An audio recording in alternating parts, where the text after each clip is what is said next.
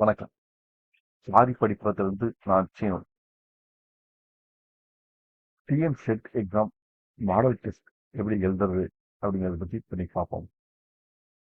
இது வந்து இந்த மாடல் டெஸ்ட் வந்து டிஆர்பியோட வெப்சைட்டில் கொடுத்துருக்காங்க. அதை எப்படி அட்டன் பண்ணி பார்க்கலாம் அப்படின்னு. ஸோ நீங்கள் டிஆர்பியோட வெப்சைட்டுக்கு போங்க. விசிட் பண்ணோடனே இந்த அட்மிட் கார்டு கொடுத்துருப்பாங்க இல்லையா, அந்த லிங்கை கிளிக் பண்ணிங்கன்னா இந்த மாதிரி ஒரு பேஜ் வரும். அதில் கீழே அப்படியே வாங்க. கீழே வந்து உங்களை click here to download admit card இருக்கு இல்லையா, அதுக்கு கீழே பாருங்க click here for practice test link அப்படின்றது. அதை கிளிக் பண்ணுங்க. ஸோ அதை கிளிக் பண்ண உடனே இப்படி ஒரு பேஜ் ஓப்பன் ஆகும். தேர்வர்களுக்கான அறிவுரைகள் அப்படின்னு ஒரு பேஜ் இருக்கும். அதில் தேர்வுகள் என்னென்ன, தேர்வும் போது என்னென்ன பண்ணணும், எப்படி கடைபிடிக்கணும், அந்த டீட்டெயில்ஸ் தான் இருக்கும். ஸோ அதை அப்படி படித்து பாருங்க. அப்படியே கீழே வாங்க. ஸோ கீழே வந்தோடனே கீழே பாருங்க, இந்த எல்லா டெக்கரேஷன்லாம் முடிச்சதுக்கப்புறம் கீழே ஒரு சின்ன ஒரு பாக்ஸ் இருக்கும். இந்த பாக்ஸை கிளிக் பண்ணிங்க. கிளிக் பண்ணிட்டு சப்மிட் பண்ணுங்க. சப்மிட் பண்ணி இந்த மாதிரி ஒரு பேஜ் வரும். ஸோ ஃபஸ்ட் பேப்பருக்கு எவ்வளோ மார்க், எவ்வளோ கொஸ்டின்ஸ் இருக்கும். செகண்ட் கொஸ்டின் பேப்பருக்கு எவ்வளோ கொஸ்டின்ஸ் இருக்கும், எவ்வளோ மணி நேரம் எக்ஸாம், அந்த டீட்டெயில்ஸ் ஆகும். அதை பார்த்துட்டு ஸ்டார்ட் த டெஸ்ட் அப்படிங்கிற அந்த டீட்டெயில் கிளிக் பண்ணுங்க. ஸோ இதுதான் நீங்கள் எக்ஸாம் அப்போ கம்ப்யூட்டரில் உங்கள் முன்னாடி வரக்கூடிய இந்த ஸ்க்ரீன். இங்கே டைம் ஓடிட்டு இருக்கோம் 3 மணி நேரம். நீங்கள் ஆன் ஆன உடனே 3 மணி நேரத்தில் வந்து ரிவர்ஸில் வந்துட்டு டைம். இந்த இடத்துல நீங்கள் எக்ஸாம் அப்போ அப்ளை பண்ண அந்த ஃபோட்டோ வியூ ஆகும். இந்த இடத்துல நீங்கள் எக்ஸாம் போகிற அன்னைக்கு ஒரு ஃபோட்டோ எடுப்பாங்க. அந்த ஃபோட்டோ வந்து வியூ ஆகும். இது ரெண்டும் மேட்சாக கன்ஃபார்ம் பண்ணுவாங்க. இந்த இடத்துல உங்களுக்கு ரோல் நம்பர் இருக்கும். ரோல் நம்பர் ஆர்டிகல் இருக்கிற ரோல் நம்பர் கரெக்டாக இருக்கான்னு செக் பண்ணிக்கோங்க. இங்கே பார்த்தீங்கன்னாக்கா சம்மரி இருக்கும். அதாவது மொத்தம் எவ்வளோ கொஸ்டின்ஸ் இருக்கும்.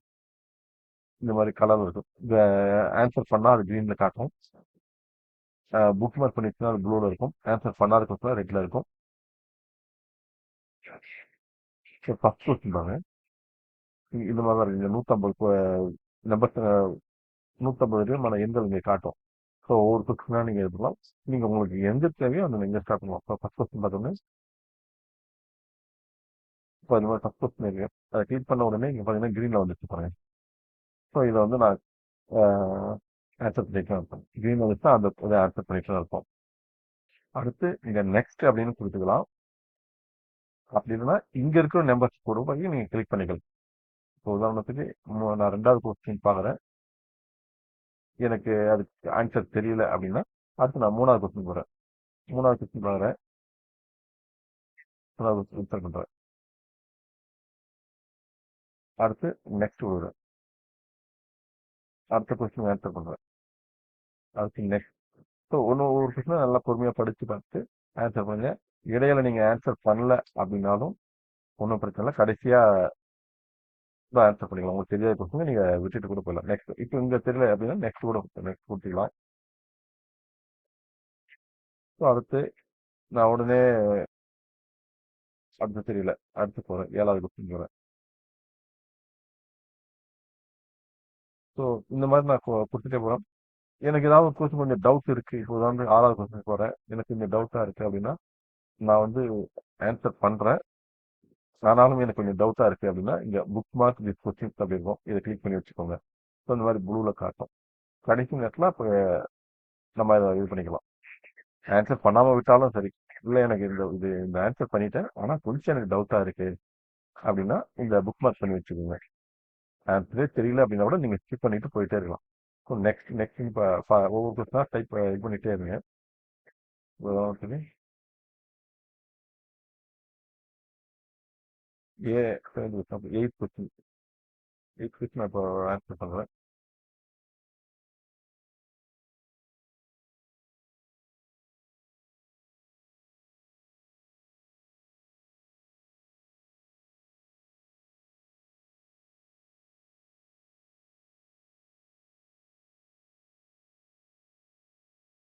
ஸோ இப்படி ஒவ்வொரு கொஸ்டினை நீங்கள் ஆன்சர் பண்ணிட்டு வரலாம். சப்போஸ் எனக்கு நான் ஆன்சர் பண்ணிட்டேன், அதனால இதில் மாற்றணும் அப்படின்னு நினைக்கிறேன்னா நீங்கள் அந்த கொஸ்டின் வந்து இப்போ நான் 3வது கொஸ்டின் போயிட்டேன், எனக்கு இதில் மாற்றணும் அப்படின்னு நினைக்கிறேன் அப்படின்னா நீங்கள் அங்கேயே போய் கூட ஆன்சரை மாற்றிக்கலாம்.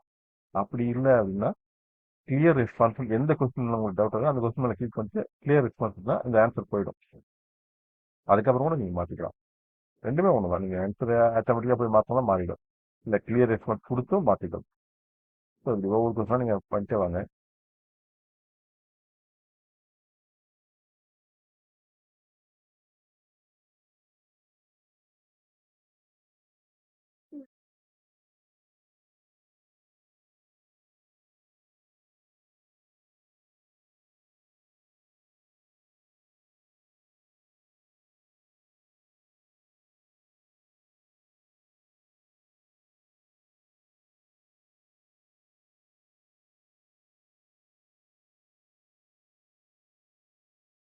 நான் இங்கே முடிக்கணுன்றதுக்காக இங்கே இந்த டைமிங் முடிஞ்சதுக்கப்புறம் கடைசியாக இங்கே டன் அப்படின்னு ஒரு இது வரும்.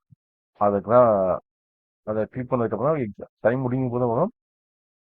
இந்த 3 மணி நேரம் முடியறதுக்கு முன்னாடி உங்களால் இங்கேருந்து வெளியே போகவே முடியாது. எக்ஸாம் ஹால் விட்டு போக முடியாது. இந்த ஸ்க்ரீன்லேருந்து வெளியே போகவே முடியாது. ஸோ 3 மணி நேரம் நீங்கள் உட்காந்து தான் இருக்கணும். அதனால் பொறுமையாக யோசிச்சு ஆன்சர் பண்ணுங்க. இதற்கு முன்பு ஆன்லைன் எக்ஸாம் எழுதினவங்களாம் சொல்லக்கூடிய ஒரு முக்கியமான விஷயம் என்னன்னா, ஒரு கொஸ்டினுக்கு நான் ஆன்சர் பண்ணி முடிச்சதுக்கப்புறம் கடைசி நேரத்தில் எனக்கு டைம் இருந்தது. அதனால நீங்களும் ஒரு முறை நான் கொஸ்டின்ஸை படிச்சுட்டு வருகிற போது நான் அந்த ஆன்சரை மாற்றிருக்கேன். ஆனால் முதல்ல நான் என்ன ஆன்சர் பண்ணணும் அதுதான் கரெக்ட் ஆன்சராக வந்திருக்கு. இந்த மாதிரியான தவறுகள் நிறைய பேர் பண்ணியிருக்காங்க. அதனால ஒவ்வொரு கொஸ்டினையும் பொறுமையாக படித்து ஆன்சர் பண்ணுங்க. உங்களுக்கு 100% கொஸ்டின் கரெக்ட்னு தெரியுதுன்னா ஆன்சர் பண்ணுங்க. இல்லைன்னா அதை ஹோல்ட் பண்ணிட்டு கூட கடைசி நேரத்தில் வந்து நீங்கள் ஆன்சர் பண்ணுங்க. அதனால ஒரு ஃபஸ்ட்டு என்ன ஆன்சர் பண்ணுறீங்களோ அதுவே 100% தீர்க்கமாக இருங்க. இது ஒரு முக்கியமான விஷயம். எல்லாம் நிறைய பேர் பண்ணுற தப்பு இது.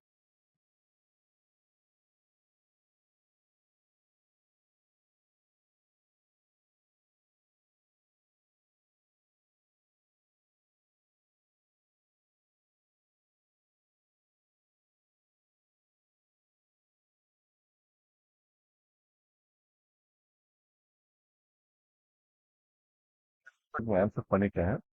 அதுக்கப்புறம் பார்த்தீங்கன்னா இங்கே பார்த்தீங்கன்னாக்கா total number of questions 25, answer 23, book market 1, not ஆன்சரில் 1 இருக்கு. ஸோ இப்போ நாட் இந்த இதை கிளிக் பண்ணி நான் இதுக்கு ஆன்சர் பண்ணிடுறேன். அடுத்து இந்த ப்ளூவில் இருக்கு இதை கிளிக் பண்ணோன்னே எனக்கு வரும். ஸோ அதுக்கு நான் ஆன்சர் பண்ணிடுறேன். ஸோ இங்கே கிளியர் ரெஸ்பான்ஸ் கொடுத்து கூட வேர்ல்ட் பேக் இது கொடுத்துடலாம். கொடுத்துட்டு இந்த புக் மார்க் இல்லையா அதை எடுத்து விட்டுருங்க. புக் மார்க் எடுத்துகிற க்ரீனில் வந்து ஸோ இப்போ நம்ம இங்கே 25 கொஸ்டின் கொடுத்துருக்காங்க. நீங்கள் அங்கே வந்து உங்களுக்கு 105 கொஸ்டின் வரும். 105 க்ரீனில் இருக்கான்னு பார்த்துக்கோங்க. இதையும் பாருங்கள் ஆன்சர் 150 இருக்கான்னு பார்த்துக்கோங்க. ஸோ உங்களுக்கு சீக்கிரமே முடிச்சிங்கன்னா ஒரு முறை செக் பண்ணி பார்த்துக்கங்க. டைமிங் முடிய வரை வெயிட் பண்ணி தான் ஆகணும். இப்போ பாருங்க கடைசி 5 நிமிடத்துக்கு முன்னாடி இங்கே டன் அப்படின்னு ஒரு இது வந்துடும். ஓகேங்களா? ஸோ இதை டன் கொடுத்து முடிச்சோன்னே இங்கே இருக்கும் இருக்கான்னு பாருங்க. உங்களுக்கு அதாவது நம்பர் ஆஃப் கொஸ்டின் பண்ணீங்க எவ்வளோ அட்டன் பண்ணியிருக்கீங்க. சப்போஸ் இங்கேயும் உங்களுக்கு ஒரு எச்சரிக்கை காட்டும். நீங்கள் ஏதாவது பண்ணியிருந்தீங்கன்னா நீங்கள் ஏதாவது பண்ணாமல் விட்டுருந்தீங்க கொஸ்டின் ஏதாவது பண்ணாமல் விட்டுருங்க. ஸோ ஏதாவது நீங்கள் பண்ணல அப்படின்னா கோ டூ டெஸ்ட் கொடுத்துட்டு நீங்கள் இங்கே போகலாம். அப்படின்னா ஃபினிஷ் கொடுத்துருங்க. ஸோ ஃபினிஷ் கொடுத்துருக்கீங்க. மறுபடியும் உங்களுக்கு சொல்லும் ஒரு வார்னிங் சொல்லும். ஓகேங்களா? அதெல்லாம் பாருங்கள். பார்த்துட்டு மறுபடியும் ஃபினிஷ். ஸோ ஃபைனல் வார்னிங்னு ஒன்று பார்த்து ஸோ உங்களுக்கு இவ்வளோ எச்சரிக்கை கொடுக்குறாங்க. நீங்கள் வந்து எதையும் மிஸ் பண்ணிடக்கூடாது அப்படிங்கிறது. அதையும் கொடுத்த உடனே இந்த மாதிரி வந்துடும். நாங்கள் வந்து உங்களுக்கு இன்விஜிலேட்டர் அதாவது அந்த அரை கண்காணிப்பாளர் வந்து உங்களுக்கு எல்லாமே சொல்லுவாங்க. உங்களுக்கு உதவி செய்வாங்க. நீங்கள் எக்ஸாம் எந்த வித பயமும் இல்லாமல் ஒரு ஆன்லைன் டெஸ்ட்டை அட்டன் பண்ண முடியும். ஒரு எக்ஸாம் போட்டுனா வெளியே வந்துடலாம். இதுதான் நீங்கள் ஒரு ஆன்லைன் டெஸ்ட் எழுதுறதுக்கான முறை. எல்லாரும் நல்லா டெஸ்ட் எழுதுங்க. All the best. நன்றி.